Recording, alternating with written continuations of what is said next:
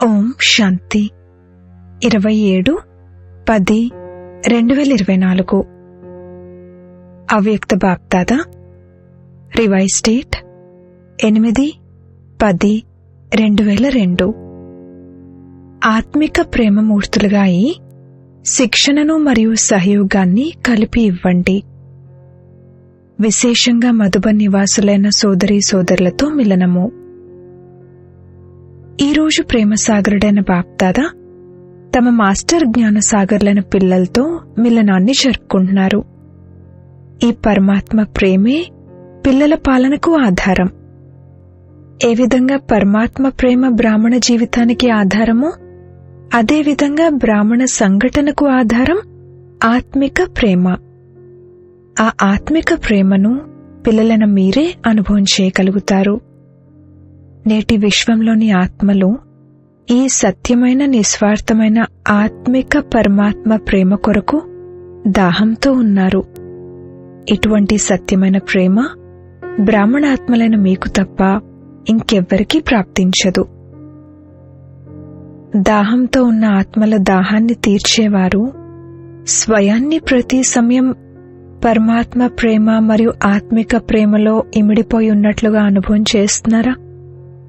ప్రేమదాతగా లేక ప్రేమ దేవతగా సదా ఉంటున్నారా? నడుస్తూ తిరుగుతూ ఆత్మిక ప్రేమతో కూడిన వృత్తిని, దృష్టిని, మాటలను, సంబంధ సంపర్కాలను అనగా కర్మలను అనుభవం చేస్తున్నారా? ఎటువంటి ఆత్మైనా గాని బ్రాహ్మణులైన మీ న్యాచురల్ వృత్తి బ్రాహ్మణ నేచర్గా తయారైందా? తయారు చేసుకోవాల్సి వస్తుందా లేక తయారైపోయిందా? Follow father, follow mother. మీ బ్రాహ్మణ జన్మలోని ఆది సమయాన్ని గుర్తు చేసుకోండి. రకరకాల స్వభావాల కలవారు బాబాకు చెందినవారిగా అయ్యారు. ప్రేమ సాగరుడైన బాబా ఒకే ఒక్క ప్రేమ సాగర స్వరూపం అనే అనాది నేచర్ ద్వారా తమవారిగా చేసుకున్నారు కదా. ఒకవేళ మీ అందరి రకరకాల నేచర్లను, స్వభావాలను చూసినట్లయితే తమవారిగా చేసుకోగలిగేవారా? కనుక స్వయాన్ని ప్రశ్నించుకోండి, నా న్యాచురల్ నేచర్, సహజ స్వభావం ఏంటి? ఎవరి బలహీన స్వభావమైనా గాని వాస్తవానికి బ్రాహ్మణ జీవితం యొక్క న్యాచురల్ నేచర్ మాస్టర్ ప్రేమ్ సాగర్. ప్రేమ రాతిని కూడా నీరుగా మార్చేస్తుంది అని ప్రపంచంలోని వారు కూడా అంటారు.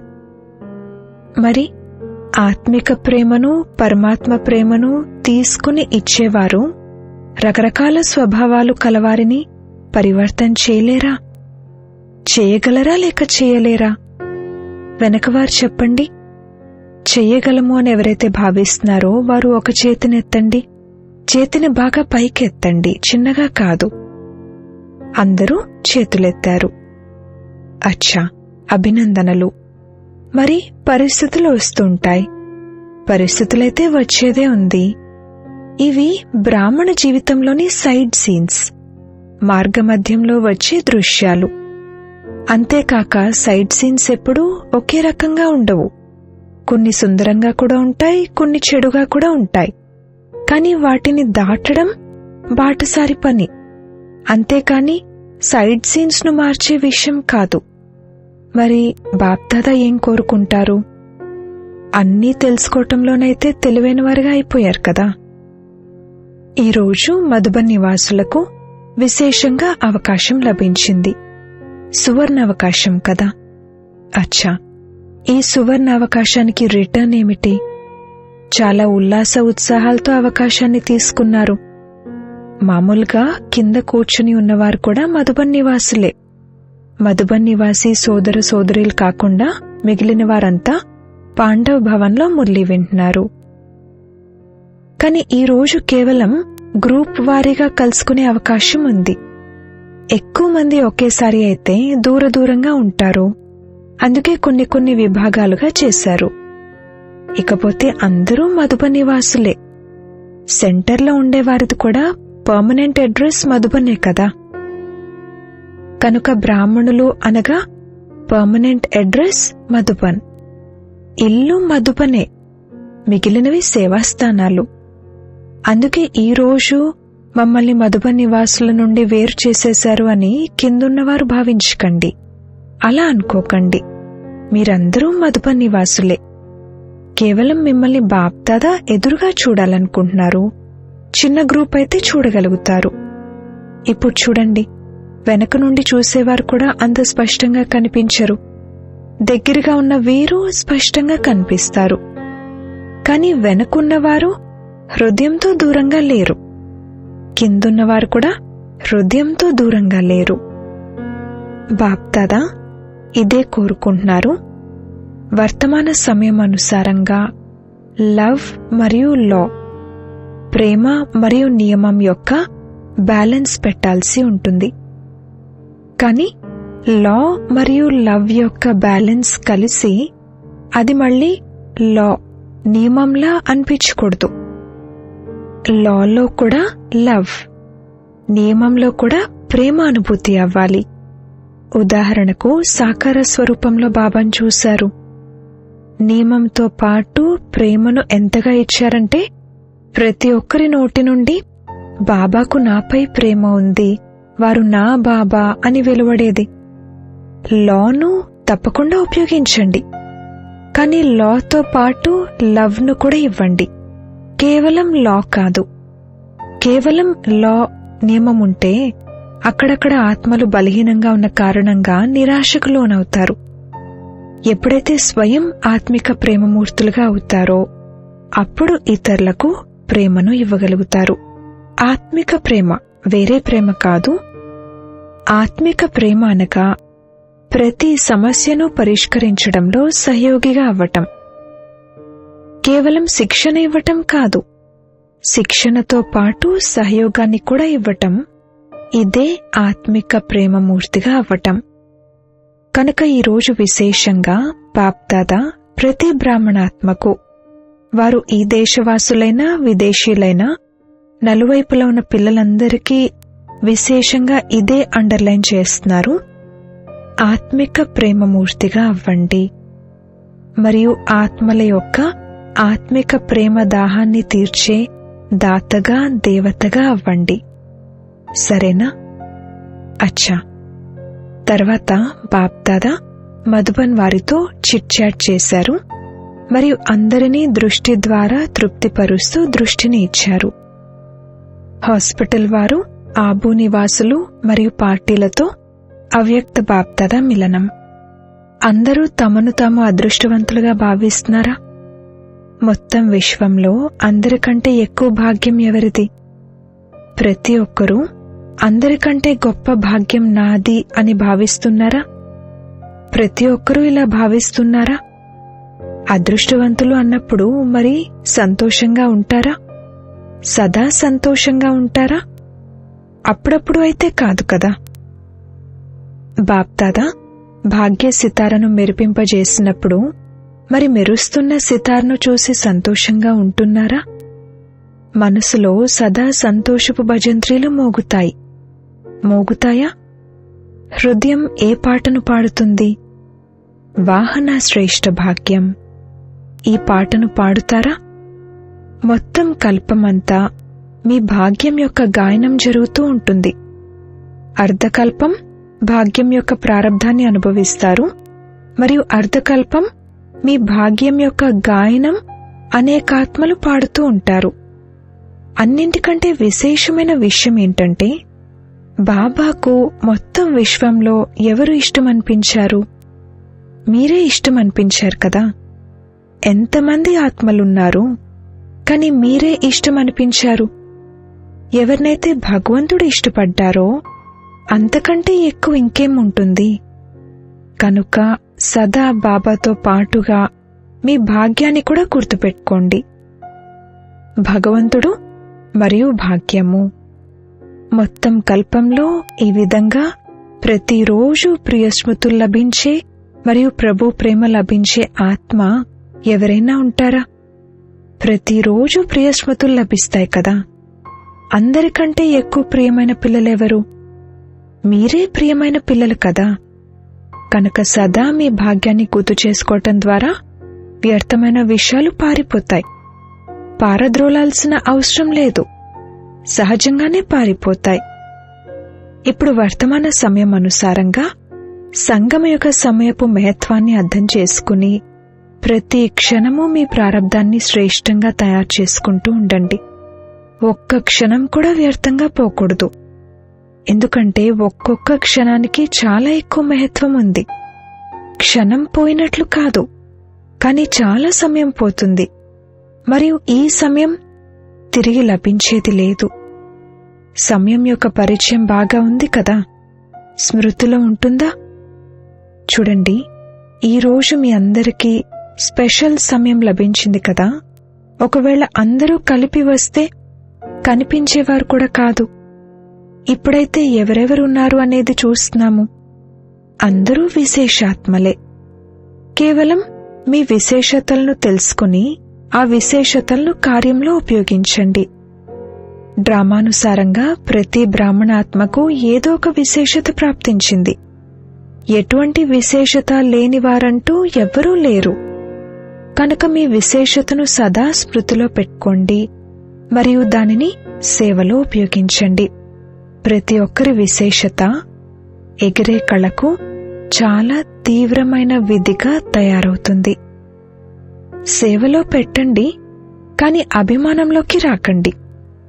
ఎందుకంటే సంగమంలో ప్రతి విశేషత డ్రామానుసారంగా పరమాత్ముని కానుక. పరమాత్ముని కానుక అనుకున్నప్పుడు అభిమానం రాదు. ఉదాహరణకు ప్రసాదం ఉంటుంది కదా, దానినెవరు ఇది నాది, నా ప్రసాదం అని అనరు. అది ప్రభు ప్రసాదం. ఈ విశేషతలు కూడా ప్రభు ప్రసాదం. ప్రసాదం అనేది కేవలం స్వయం కొరకే ఉపయోగించడం జరగదు, అది పంచడం జరుగుతుంది. మీరు పంచుతారు. మీరు మహాదానులు, వరదానులు కూడా. పాండవులు కూడా వరదానులు, మహాదానులు. శక్తులు కూడా మహాదానులేనా? 1-2 గంటల మహాదానులు కారు.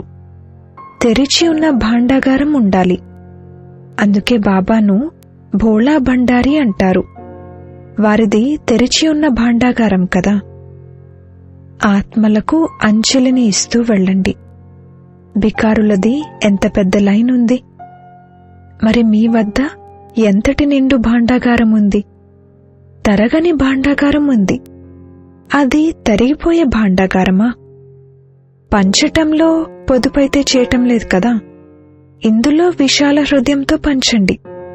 వ్యర్థంగా పోగొట్టే విషయంలో పొదుపు చేయండి, కానీ పంచటంలో తెరిచి ఉన్న హృదయంతో పంచండి. అందరూ సంతోషంగా ఉన్నారా? అప్పుడప్పుడు కొద్దిగా ఏమైనా అవుతూ ఉంటుందా? ఒక్కోసారి మూడ్ ఆఫ్ అవ్వటం, ఒక్కోసారి మూడ్ చాలా సంతోషంగా ఉండటం, ఇలా అయితే ఉండరు కదా. ఫాలో ఫాదర్ చేయండి.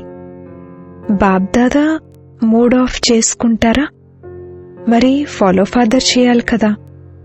బాబ్దాదా వద్ద బ్రాహ్మణ పిల్లల గురించి స్పెషల్ టీవీ ఉంది. అందులో అందరి రకరకాల మూడ్స్ వస్తాయి. అవి చూడటంలో ఎంత మజా వస్తూ ఉండొచ్చు. సదా మహాదానులుగా అయ్యేవారి మూడ్ మారదు. దాతలు కదా, ఇస్తూ వెళ్ళండి. దేవతగా అయ్యేవారు అనగా ఇచ్చేవారు, తీసుకునేవారు కారు. దేవత ఇచ్చేవారు. ఎన్నిసార్లు దేవతలుగా అయ్యారు? అనేకసార్లు అయ్యారు కదా. కనుక దేవత అనగా ఇచ్చే సంస్కారం కలవారు. ఎవరు ఏమిచ్చినా కాని మీరు సుఖం యొక్క అంచెలిని, శాంతి యొక్క అంచెలిని, ప్రేమ యొక్క అంచెలిని ఇవ్వండి. మనుషుల వద్ద ఉన్నదే దుఃఖం, అశాంతి అన్నప్పుడు వారేమిస్తారు? అవే ఇస్తారు కదా. మరి మీ వద్ద ఏమున్నాయి? సుఖశాంతులు. అందరూ బావున్నారు కదా. అచ్చా, మిలనాన్ని జరుపుకున్నారు. మేము వెనకొచ్చాము అనైతే అనుకోరు కదా. స్పెషల్గా వచ్చారు. మధుబన్కు సమీపంగా ఉంటున్నారు. మధుబన్ను మంచిగా చుట్టుముట్టారు. హాస్పిటల్ వారు కూడా సేవ బాగా చేస్తున్నారు. శాంతివన్ వారు కూడా చాలా మంది ఉన్నారు. పార్టీ వారు చాలా కాలం దూరమైన తర్వాత కలిసిన పిల్లలు, వీరు కొద్దిమందే ఉన్నారు. అందుకే చాలా కాలం దూరమై తర్వాత కలిసిన పిల్లలు. విదేశీయులు లేకపోతే కూడా శోభ ఉండదు. అందుకే ప్రతి గ్రూప్లో శోభను పెంచేందుకు మీరు మంచిగా వస్తారు. అచ్చా, సేవాదారులతో అవ్యక్త బాప్దాదా మిలనం. అందరూ సేవ నిమిత్తంగా తమ భాగ్యాన్ని తయారు చేసుకునేవారే. ఎందుకంటే ఆ యజ్ఞ సేవ యొక్క పుణ్యం చాలా గొప్పది. తను ద్వారానైతే సేవ చేస్తారు, కానీ మనసు ద్వారా కూడా సేవ చేస్తూ ఉండండి. అప్పుడు డబల్ పుణ్యం లభిస్తుంది. మనసా సేవ మరియు తనువు సేవ. ఎవరొచ్చినా సరే సేవాదారుల సేవ ద్వారా వాయుమండలాన్ని చూసి లాభం పొంది వెళ్తారు. సేవ సమయంలో ఎంతమందైతే వస్తారో అంతమంది ఆత్మల పుణ్యం మరియు ఆశీర్వాదాలు జమ అవుతాయి. తనువు ద్వారా కూడా మరియు మనసు ద్వారా కూడా ఇలాంటి సేవ చేస్తారు. డబల్ సేవాదార్లా లేక సింగిల్ సేవాదార్లా? ఎవరు మీరు? డబల్ చేస్తారా? సేవకు ప్రత్యక్ష ఫలం కూడా లభిస్తూ ఉంటుంది. ఎంత సమయమైతే ఉంటారో అంత సమయము ఎక్స్ట్రా సంతోషం లభిస్తుంది కదా. కనుక ప్రత్యక్ష ఫలాన్ని కూడా తింటారు, ఆశీర్వాదాలు కూడా జమ అవుతాయి, భవిష్యత్తు కూడా తయారవుతుంది మరియు వర్తమానం కూడా తయారవుతుంది. పిల్లలు తమ ప్రారబ్ధాన్ని చాలా సహజంగా మరియు శ్రేష్టంగా తయారు చేసుకుంటున్నారు అని బాబ్దాదాకు కూడా సంతోషం కలుగుతుంది. కేవలం సేవ సేవ మరియు సేవ అంతే. వేరే ఏ విషయాల్లోకి వెళ్ళకండి. సేవ అనగా జమ చేసుకోవటం. ఎంత సమయమైతే లభిస్తుందో అంత సమయము డబుల్ సంపాదన చేసుకోండి. ప్రత్యక్ష ఫలం కూడా భవిష్య ఫలం కూడా. సేవా అవకాశం కూడా ఆత్మలైన మీకు ప్రాప్తించింది. సేవాదారుల పట్ల బాప్దాదాకు విశేష ప్రేమ ఉంటుంది. ఎందుకంటే బాప్దాదా కూడా విశ్వసేవకుడు కనుక సమానులయ్యారు కదా. మనసును బిజీగా పెట్టుకుంటారా లేక ఖాళీగా పెట్టుకుంటారా? మధుబన్ అనగా స్మృతి మరియు సేవ. నడుస్తూ తిరుగుతూ మనసు స్మృతిలో మరియు సేవలో బిజీగా ఉండాలి. అందరూ సంతోషంగా ఉంటారా? అప్పుడప్పుడు సంతోషంగా ఉండేవారైతే కారు కదా, సదా సంతోషంగా ఉండేవారు. మీ సంతోషాన్ని చూసి ఇతరులు కూడా సంతోషిస్తారు. సేవాదారులకు కూడా టర్న్ లభించింది. సంతోషంగా ఉన్నారు కదా, విశేషంగా టర్న్ లభించింది కదా. మధుబన్ వారి నిమిత్తంగా మీకు కూడా సువర్ణ అవకాశం లభించింది. స్వయం సదా స్వమానంలో ఉంటూ ఎగురుతూ ఉండండి. స్వమానాన్ని ఎప్పుడూ వదలకండి. చీపురుతో ఊడుస్తున్నా కాని మీ స్వమానమేమిటి? విశ్వంలోని సర్వాత్మలలో శ్రేష్ఠాత్మను. కనుక ఏ పని చేస్తున్నా సరే మీ ఆత్మిక స్వమానాన్ని మర్చిపోకండి. నష ఉంటుంది కదా, ఆత్మిక నష. మేము ఎవరికి చెందినవారిగా అయ్యాము? భాగ్యం గుర్తుంటుంది కదా, మర్చిపోరు కదా. ఎంత సమయమైతే సేవ కోసం లభిస్తుందో అంత సమయము ప్రతి ఒక్క క్షణాన్ని సఫలం చేసుకోండి. వ్యర్థంగా పోకూడదు, సాధారణంగా కూడా పోకూడదు. ఆత్మిక నశాల్లో ఆత్మిక ప్రాప్తులలో సమయం గడవాలి. అటువంటి లక్ష్యాన్ని పెట్టుకుంటారు కదా. అచ్చా, ఓం శాంతి. వరదానము: స్నేహంలో ఎగురుతూ ఉండడం ద్వారా సదా సమీపతను అనుభవం చేసే స్నేహి మూర్తి భవ. పిల్లలందరిలో బాప్దాదా స్నేహం ఇమిడి ఉంది. స్నేహశక్తితో అందరూ ముందుకెగురుతూ వెళ్తున్నారు. స్నేహంలో ఎగురుతూ ఉంటే అది తనువు మరియు మనసుతో, హృదయంతో బాబాకు సమీపంగా తీసుకొస్తుంది.